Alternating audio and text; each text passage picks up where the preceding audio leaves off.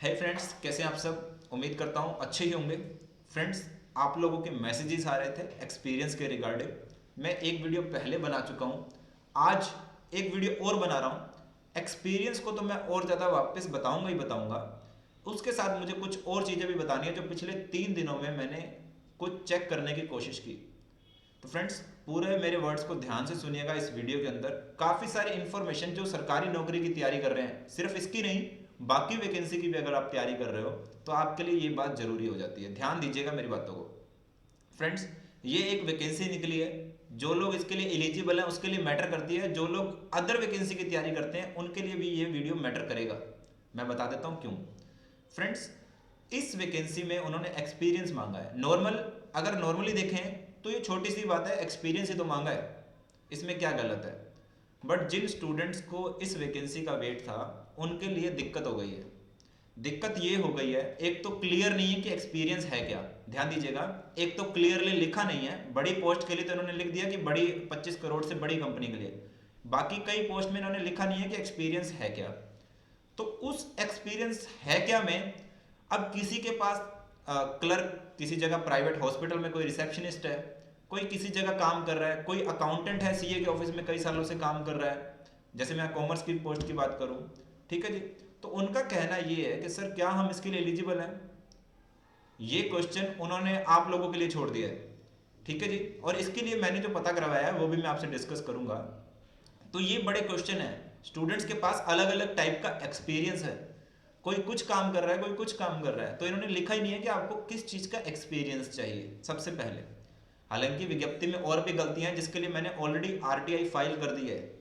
Already मैंने RTI file कर दी है, तीसरा दिन है आरटीआई फाइल किए को, ठीक है जी। और उम्मीद करता हूँ 20-25 दिन में रिप्लाई भी आएगा, पर उस तक फॉर्म की डेट चली जाएगी, ऐसा मेरा मानना है। तो फ्रेंड्स, अब ये बात मैं आपसे क्यों कर रहा हूँ, क्योंकि मैंने कुछ और एफर्ट्स भी किए। मैंने इस वैकेंसी के लिए आवाज़ उठाने के लिए मीडिया से भी मेल किया है, उनसे बात करने की कोशिश की है, पर अभी तक बहुत अच्छा रिस्पॉन्स मुझे नहीं मिला है। क्यों नहीं मिला? क्योंकि अभी तक मैं कर रहा था, अब आप लोगों को ज़्यादा करना पड़ेगा।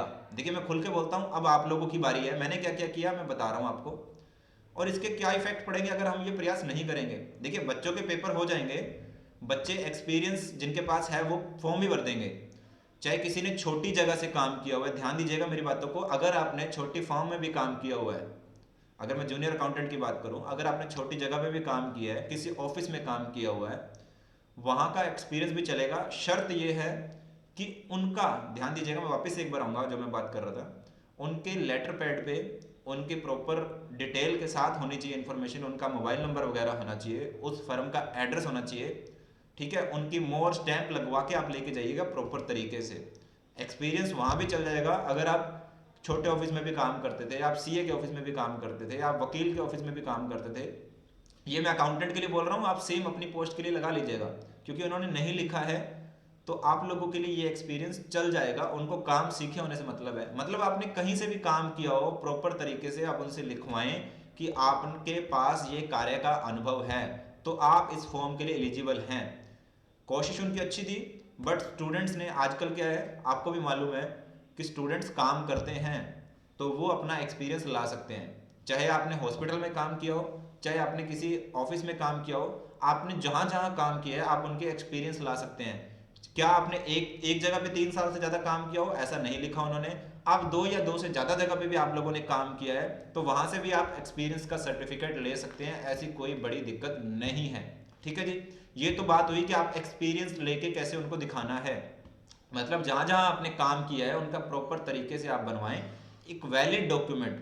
मतलब अगर जैसे मेरे से किसी ने काम किया होता तो मैं उसको अपने लेटर पैड पे लिख के देता, प्रॉपर अपनी इंफॉर्मेशन देता। ये मैं आप लोगों को समझा रहा हूँ जो बार बार आप क्वेश्चन पूछते हैं, उसको प्रॉपर लिख के देता, अपनी स्टैंप यूज करता, स्टैंप करके साइन करके देता, ऊपर अपनी सारी डिटेल देता, अपना ऑफिस का एड्रेस देता, अपना मोबाइल नंबर देता। ये सारी चीजें आपको लेटर पैड के ऊपर चाहिए, ठीक है जी। बिना लेटर पैड के ऊपर वो कागज है, कोई काम का नहीं है। तो आप ये सारी चीजें आप लेके जाएं। अब मैं आता हूं दूसरे मुद्दे की तरफ। तो फ्रेंड्स, एक्सपीरियंस लेटर तो आप दे देंगे, पर ये एक शुरुआत भी हो सकती है। अगर यहां सक्सेसफुल रहा, उन्होंने कंपटीशन को किल कर दिया, ध्यान दीजिएगा, यहां पर कंपटीशन को खत्म करने की कोशिश की जा रही है। मेरे स्टूडेंट तो जो कि काम कर रहे हैं वो लोग यहाँ अप्लाई कर देंगे, क्योंकि उनके पास एक्सपीरियंस है। पर बाकी पोस्ट आईटीआई वाले, आईआईटी वाले, क्या उनके पास एक्सपीरियंस है? क्या वो सर्टिफिकेट ले आएंगे? ये बड़ा सवाल है। और यहाँ अगर ये सक्सेसफुल हो गया कंपटीशन खत्म करने में, हो सकता है इनको किसी के लिए ये फायदे की बात हो जाए। मेरा यही कहना है कि हो सकता है यहाँ से किसी को फायदा हो रहा हो इस तरह के नियम लाने पे।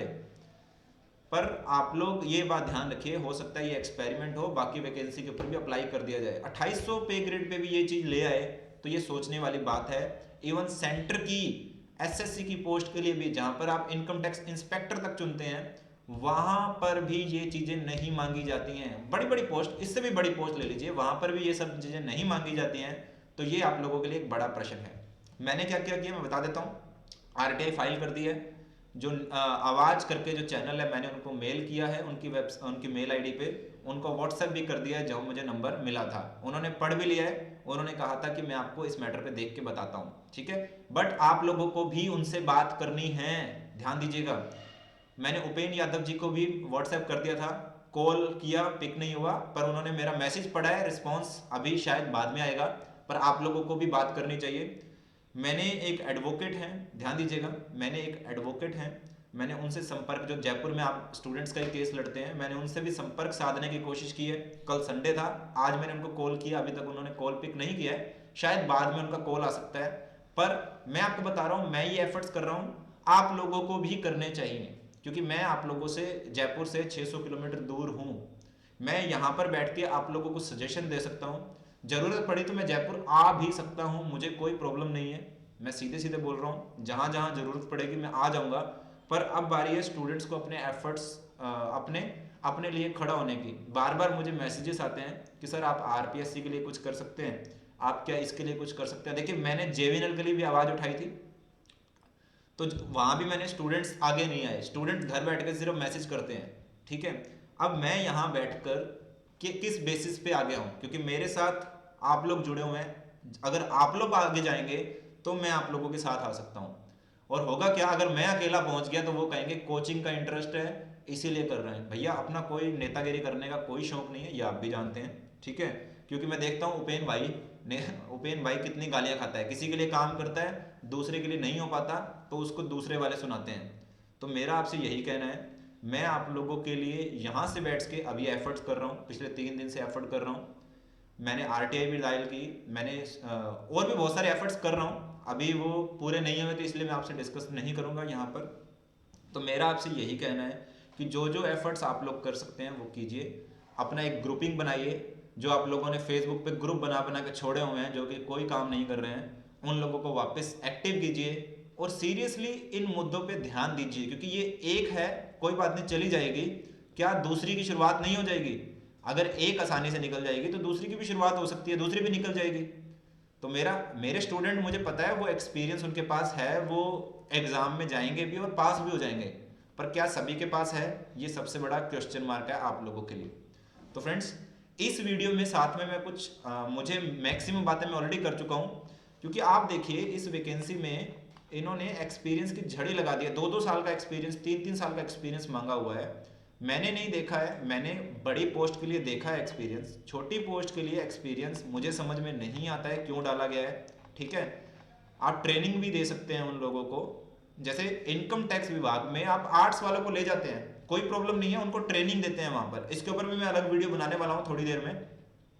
वहां पर साइंस वाले स्टूडेंट्स भी सिलेक्ट हो जाते हैं आपका, और आप उनको ट्रेनिंग देते हैं इनकम टैक्स डिपार्टमेंट में। हालांकि उसके लिए कॉमर्स की नॉलेज रखने वाला स्टूडेंट, मैं ये नहीं कह रहा कॉमर्स में पेपर डिग्री वाला, मैं ये कह रहा हूँ अगर अकाउंट्स की नॉलेज बहुत अच्छी है, अगर बाकी सब्जेक्ट्स की नॉलेज बहुत अच्छी है, तो उसके लिए एलिजिबल पहले बनता है। बट प्रॉब्लम इज कि वहां आप ट्रेनिंग दे रहे हैं तो यहाँ भी तो ट्रेनिंग दे सकते हैं ना। क्लैरिकल पोस्ट, अगर आपको लगता है कि कोई भी स्ट्रीम से पास हुआ हो वो एग्जाम दे तो चलेगा, तो यहाँ आप ट्रेनिंग दे दीजिए उसको, ठीक है। वहां ट्रेनिंग दे रहे हैं आप उनको, यहाँ भी ट्रेनिंग दीजिए ना, ठीक है। तो ये कुछ बड़े क्वेश्चन है जिसके लिए आपको आना पड़ेगा आगे। मैं तो बस इतना ही कह सकता हूँ, मैंने अपनी तरफ से प्रयास किए हैं। अब स्टूडेंट साथ में होंगे तो मैं आगे बढ़ूंगा। हालांकि जितने प्रयास मैं कर सकता हूँ मैं और भी करूंगा, पर स्टूडेंट आगे नहीं बढ़ेगा। वो घर पे बैठ के सिर्फ फेसबुक और व्हाट्सएप पे सिर्फ ये कहेगा कि आप करो, तो काम नहीं होने वाला है, ये क्लियर बात है। रीट वाले भी अगर अपना काम करवाते हैं तो वो भागते हैं, सड़कों पे होते हैं। आपको भी अपना काम करवाना है तो आपको सड़कों पे आना होगा। ये मैं क्लियरली बोल रहा हूँ। मेरी तरफ से जो जो सपोर्ट चाहिए होगा वो मैं प्रोवाइड करवाऊंगा, वो मैं क्लियरली बोल रहा हूँ यहाँ पर। और मैं ऑलरेडी 3 दिन से कर रहा था, बोल आज रहा हूँ। मैं 3 दिन से ये प्रयास कर चुका हूँ। 3 दिन से मैंने मीडिया से भी संपर्क साधने की कोशिश की है। हालांकि मुझे राजस्थान पत्रिका, दैनिक भास्कर, इनकी ऐसी कोई मेल आईडी नहीं मिली है जहां पर मैं ये सूचनाएं, वहां पर मार्केटिंग आईडीज मिले हैं मुझे, बट इस तरह के मेल आईडी नहीं मिले हैं। मैंने ट्विटर पे भी छानने की कोशिश करी है कि किन लोगों से मैं संपर्क कर सकता हूं। तो मैं ऑलरेडी 3 दिन से यही काम कर रहा था, बट आज मुझे फाइनली लगा कि अब ये स्टूडेंट्स के ऊपर मुझे बताना चाहिए कि आप लोगों को प्रयास करना है, ठीक है। अदरवाइज आप मुझे मैसेजेस करेंगे, उसका कोई फायदा नहीं है। ये वैकेंसी आई है, इसके अगले वैकेंसी भी आएगी, वो भी चली जाएगी, ठीक है। हम अपना काम करते रहेंगे, आप लोग वेट करते रहेंगे, ठीक है। तो मेरा क्लियरली आपको मैसेज है, अब आपको ही आगे आना है। अगर आप आगे नहीं आएंगे तो मुझे कहने वाले आप कुछ नहीं है। कुछ लोग मैसेज कर देते हैं कि सर आप कुछ कीजिए। मैं अपनी तरफ से जो एफर्ट्स कर सकता हूँ, अपनी तरफ से जो मैंने मेहनत किया वो तो किया ही, फाइनेंशियली भी अगर मुझे कहीं सपोर्ट करना पड़ेगा, I am totally agree with that, मैं वहां भी करने के लिए रेडी हूँ। मेहनत आप लोगों को करनी पड़ेगी। अगर आप ढंग से काम करेंगे, मैं आप लोगों के साथ हूँ, ठीक है जी। बाकी इस वीडियो को मैं यहीं पर ये कहता हूँ, जो एक्सपीरियंस आप लोगों के पास है वो एक्सपीरियंस लिखवाइए और कम से कम फॉर्म तो फाइल कीजिए, तैयारी कीजिए। बट मैं ये वीडियो इसलिए बना रहा हूँ कि कल को आप लोगों के लिए दिक्कत ना हो, ऐसी ही और बार बार आते रहेंगे तो इस चीज़ को खारिज होना भी जरूरी है।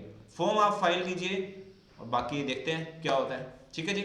मिलते हैं नेक्स्ट वीडियो में, तब तक के लिए टेक केयर, बाय बाय।